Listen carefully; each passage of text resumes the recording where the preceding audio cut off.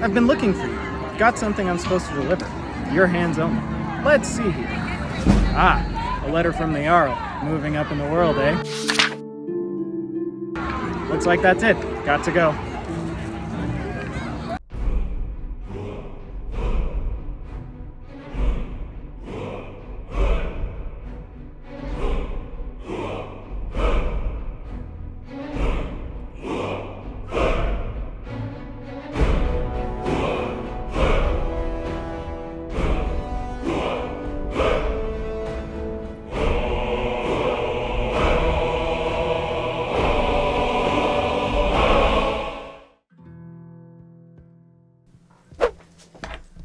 Alright, we don't have a lot of time. Indaren and Ungrien don't know that I'm in here. Rommel and Dreth let me in the back door after selling me some Black-Briar on the cheap. Good to see you again. Did you still want to buy one? Sure, I'll take one. Here you go. Oh, and keep it quiet. This stuff isn't exactly easy to get a hold of at these prices, if you catch me drift. There are warning notes to employees everywhere, so I feel like everyone's kind of on edge here at Black Briar Meadery. Anyways, on that note, welcome to the next installment of brewing mead recipes from the Elder Scrolls Cookbook. If it wasn't abundantly obvious, the mead of the day is Black Briar Mead. Welcome. Allow me to recommend the Black Briar Mead, the purest brew in all of Skyrim. The Black-Briars are a powerful crime family located in Riften with deep ties to the Thieves Guild, the Dark Brotherhood, and the politicians of the Rift. Maven is the family matriarch, pulling the strings from the shadows to achieve her goals. Tell me about Maven Black-Briar. She's an absolute pleasure to work for. In fact, I almost feel guilty accepting pay from her. Why, just this last week I was commenting to my fellow meadery workers just how lucky we are to be working for such a charitable family. Come on, get the truth off your chest. Okay, look. If I'm caught saying anything bad about the meadery or the family, I'm a dead man. I'm the 4th person to work the tasting counter in the last year. The last 3 are at the bottom of Lake Honningbrew. Just take my advice and just get out of Riften as soon as you can. I'm the brewmaster around here. What did you want? Tell me about Maven Black-Briar. Lady Maven could buy or sell anyone in Skyrim. I wouldn't be surprised if she's the one pulling the strings around this city. She's always welcome in Mistveil Keep, and between you and me, I'm pretty sure she even has some pretty influential friends within the Empire. I'd also warn you not to cross her. She employs quite a few troubleshooters to take care of messy problems. Nothing gets done without my approval in this city. I have the Jarl's ear and the guards in my pocket. Anyone makes trouble for me and I pay a visit to the Thieves Guild. Make me angry and I contact the Dark Brotherhood. You do well to remember that the next time you make such a stupid observation. She serves as a trusted advisor to the Stormcloak-aligned Jarl Layla Lawgiver, preventing her from looking into the shady underbelly of Riften too closely. Tell me about the Thieves Guild. We're all eager to see them brought to justice. Maven Black-Briar has assured me that they're being dealt with appropriately. As one of our city's most influential citizens, she's taken it upon herself to oversee their incarceration.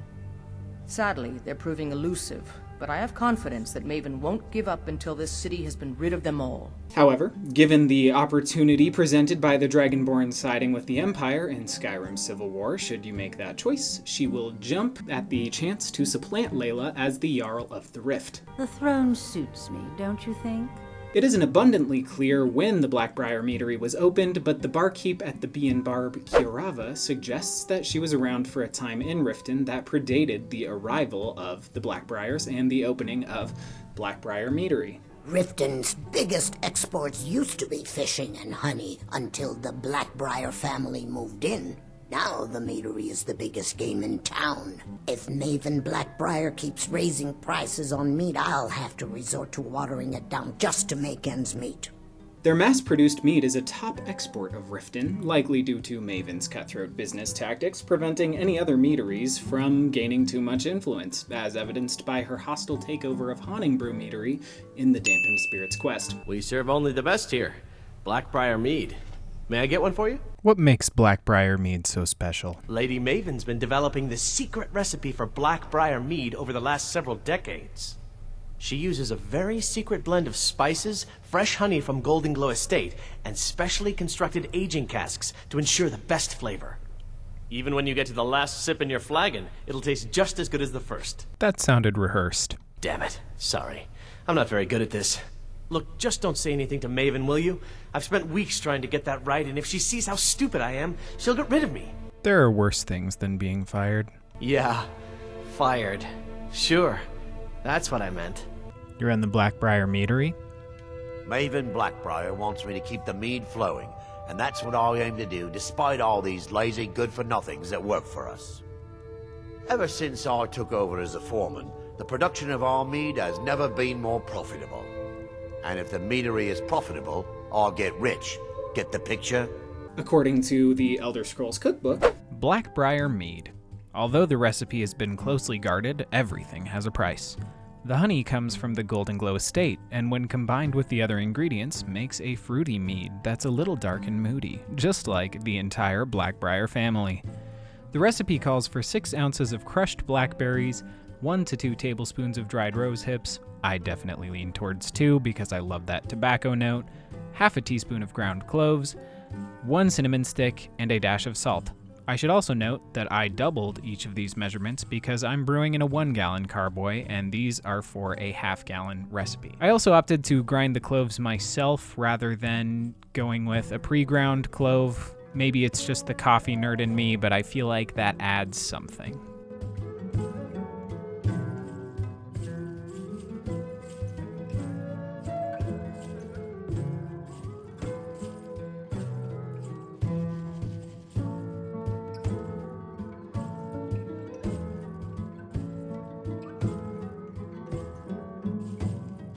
We actually tasted this batch of Black-Briar before Honningbrew in the Mead and Skyrim series, since the recipe says it can be enjoyed sooner than the other ones. I honestly forgot that this one came before the Honningbrew one on the stream, since I brewed the Honningbrew first, so this one and the tie-in gaming video over on Quench Quest are prequels of sorts. Luckily, as you're about to see, that stream was actually when I debuted the new microphone and capture card, so the audio is good even if we hadn't rolled out the green screen at that point. We made some upgrades, finally, to the setup.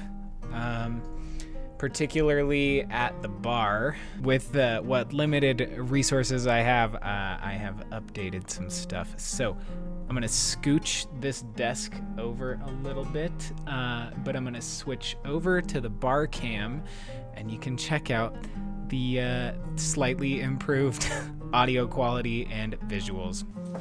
Let's crack into some mead. I bottled a little bit of it just to give it a shot, and it did not pop the top the way the Honningbrew did. We got some Black-Briar mead.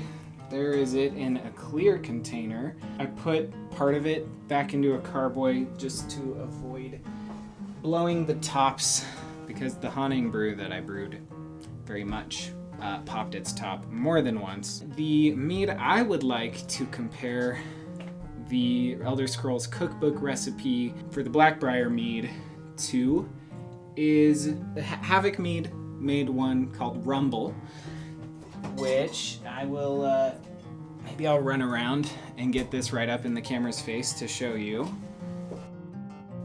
Whoa! Rumble is a blackberry blueberry sour mead, so I figured it'd be appropriate to compare to it. They haven't made it in a really long time, and I figured it, like, having blackberries, it'd be a good one to compare to the Elder Scrolls Cookbook recipe. The Elder Scrolls Cookbook recipe, though, called for a lot of spices and stuff, whereas this bad boy is just blackberries, blueberries, honey, and potassium sorbate and potassium metabisulfite. So, different situations. So that one's definitely going to be a little more boozy and a little more spicy, and this one's going to be probably a little sweeter, a little more candy-like. I will open up the homebrew. I'm going to put this in a Glencairn.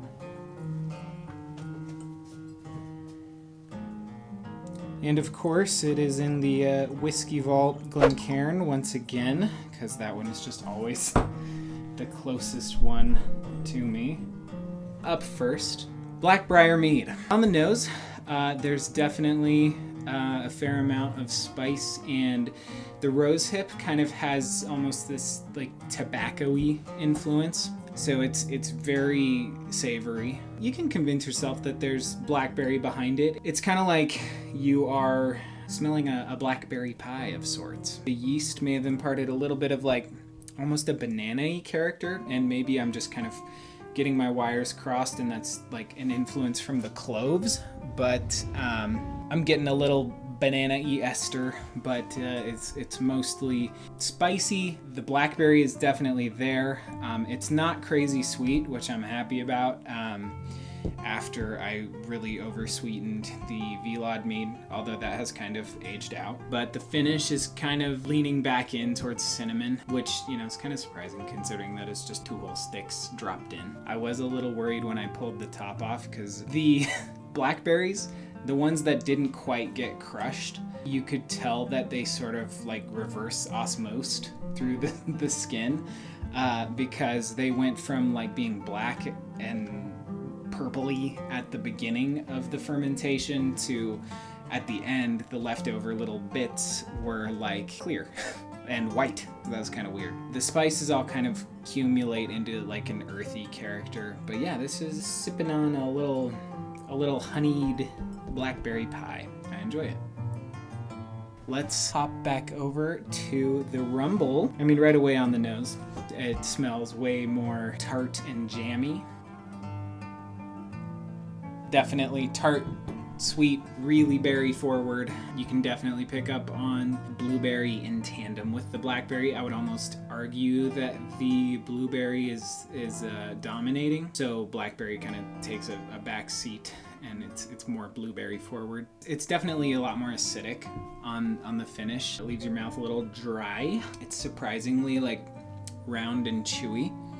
It reminds me of a blueberry milkshake sour beer I had one time. Obviously, the only common denominator there is blueberry and fermentation. But it's tasty. That is definitely something that's way more refreshing, whereas that tastes like I need to put on a sweater and enjoy it with some vanilla bean ice cream or something like that. I will read to you a little bit of the deets about Rumble. Rumble is brewed with honey from Champlain Valley apiaries right here in Vermont, pure blueberry and blackberry juice, and a blend of sour yeast strains. Also, the can art, which is super dope, is by Britta Brickle of Terror Bunny Studios. So, toast to her fabulous work while you enjoy a pint. It's gonna have a really, really, really big mug of Rumble mead while we go and visit our friends at Goldenglow Estate. For those of you that don't remember or didn't tune into the last stream, we ended that stream just about to begin the quest, Loud and Clear, which is the Thieves Guild quest where you have to infiltrate the apiary that the Black-Briar Mead gets their honey from. I think it's fitting that we're sipping these for that.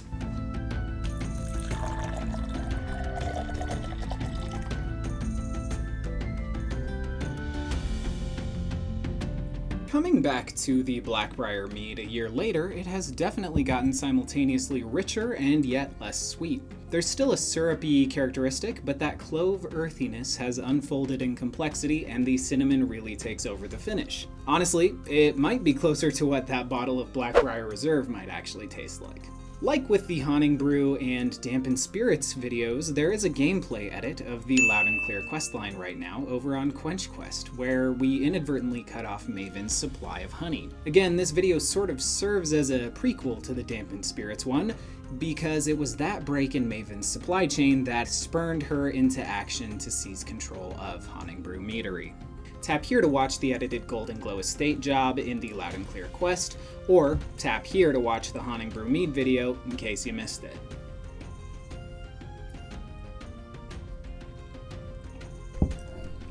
And I really do want to know what that bottle of Black-Briar Reserve tastes like.